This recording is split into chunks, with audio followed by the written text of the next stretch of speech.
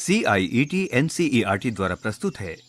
NCERT की कक्षा 3 की हिंदी की पाठ्यपुस्तक वीणा के एक पाठ पर आधारित कार्यक्रम बोलने वाली माद।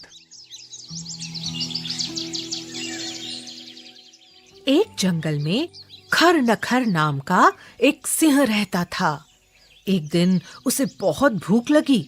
वह आहार की खोज में पूरे जंगल में घूमता रहा, पर एक चूहा तक हाथ नहीं लगा। इस खोज में ही शाम हो गई। अंधेरा हो रहा था।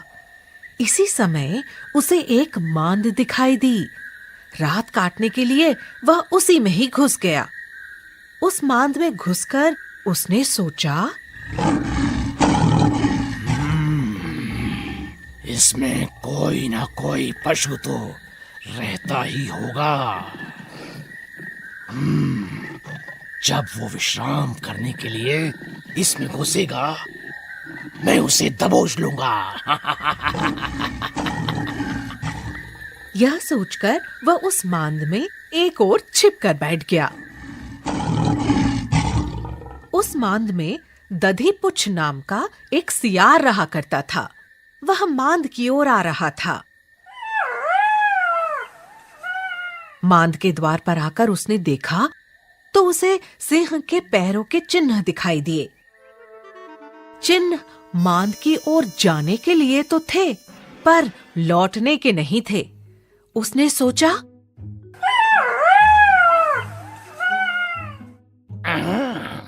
हे भगवान, आज तो मेरी जान पर ही आ बनी। इसके भीतर अवश्य ही कोई सिंह घुसा बैठा है।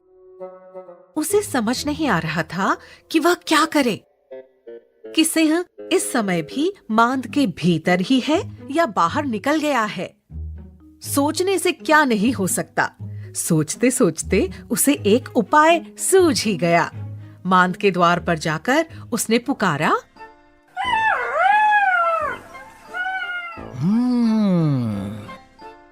ए मेरी मांद, ए मेरी मांद। पुकारकर वह चुप हो गया। कुछ देर बाद उसने कहा, अरे तुझे क्या हो गया है? आज बोलती क्यों नहीं? पहले तो जब मैं तुझे पुकारता था तू झट बोल पड़ती थी। क्या तू ये भूल गई कि मैंने तुझसे कहा था कि मैं जब भी बाहर से आऊंगा तब तुझे पुकारूंगा, और जब तू उत्तर देगी उसके बाद ही मैं मांद के भीतर आऊंगा।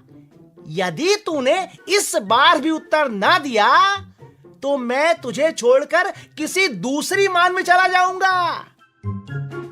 अब सिंह को विश्वास हो गया कि सियार के पुकारने पर यह मांद सचमुच उत्तर दिया करती है। उसने सोचा, आज मैं आ गया हूं, इसलिए डर के मारे इसके मुंह से ध्वनि नहीं निकल रही है।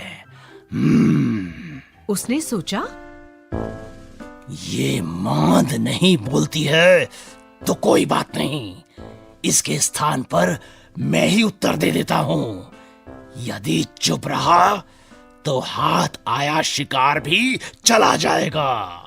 यह सोचकर सिंह ने उसका उत्तर दे दिया। उसकी दहाड़ से वह मांद तो गूंज ही उठी। आसपास के पशु भी चौकन्ने हो गए।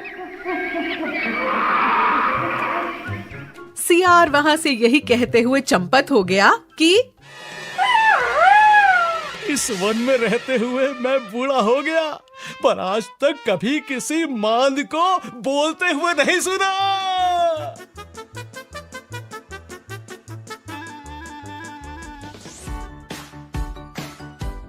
तो आपने सुना बच्चों, कितनी होशियारी से सियार ने सिंह के पंजे में खुद को पड़ने से बचा लिया।